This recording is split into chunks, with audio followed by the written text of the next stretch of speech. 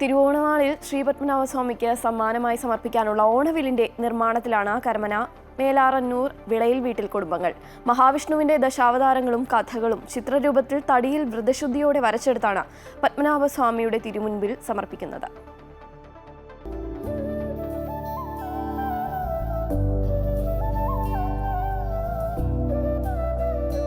ഓണനാളിൽ പ്രജകളെ കാണാനെത്തുന്ന മഹാബലിക്ക് മഹാവിഷ്ണുവിന്റെ ദശാവതാരങ്ങൾ ദർശിക്കുന്നതിനായി പ്രപഞ്ചശില്പിയായ വിശ്വകർമാവ് മഹാവിഷ്ണുവിന്റെ ദശാവതാരങ്ങൾ ചിത്രങ്ങളുടെ രൂപത്തിലാക്കി മഹാവിഷ്ണുവിന് മുന്നിൽ സമർപ്പിച്ചു എന്നാണ് ഐതിഹ്യം.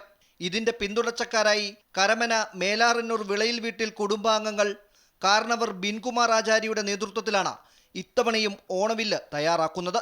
ദേവഗണത്തിൽപ്പെട്ട കടമ്പ് മഹാഗണി വൃക്ഷങ്ങളിൽ 3 വലിപ്പത്തിലുള്ള വില്ലുകളാണ് തയ്യാറാക്കുക. വലുതിൽ അനന്തശയനം, ഇടത്തരത്തിൽ ദശാവതാരം, ശ്രീരാമ പട്ടാഭിഷേകം, ചെറിയ വില്ലിൽ ശ്രീകൃഷ്ണ അവതാര ലീലകളും വിനായകനുമാണ് വരയ്ക്കുക. തലമുറകളായിട്ട് ഈ നമ്മുടെ വിശ്വകർമ്മ സമുദായത്തിൽപ്പെട്ട ആൾക്കാർ തന്നെയാണ് ഇത് സമർപ്പിച്ചുകൊണ്ടിരിക്കുന്നത്. ഞങ്ങളിത് 8 തലമുറകൾ കൊണ്ട് ഒരേ കുടുംബത്തിൽ നിന്നും 8 തലമുറകളായിട്ട് ഇപ്പോൾ പത്മനാഭസ്വാമി ക്ഷേത്രത്തിൽ സമർപ്പിച്ചു വരുന്നുണ്ട്. പാരമ്പര്യമായൊരു കലയാണ് ഈ ഓണവില്ല് എന്ന് പറഞ്ഞു കഴിഞ്ഞാൽ. ഓണവില്ല് കുടുംബത്തിൽ വ്രതശുദ്ധിയോടുകൂടി മൂലമന്ത്രങ്ങളൊക്കെ ചൊല്ലി തയ്യാറാക്കി ഭഗവാന്റെ മുമ്പ് സമർപ്പിക്കുന്നതാണ്.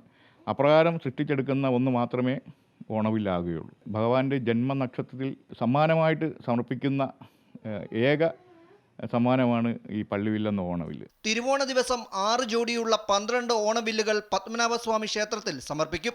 3 അടിയിൽ തീർക്കുന്ന പത്മനാഭസ്വാമിയുടെ ചിത്രമുള്ള അനന്ത ചൈതന്യവില്ലാണ് ഇത്തവണത്തെ പ്രത്യേകത.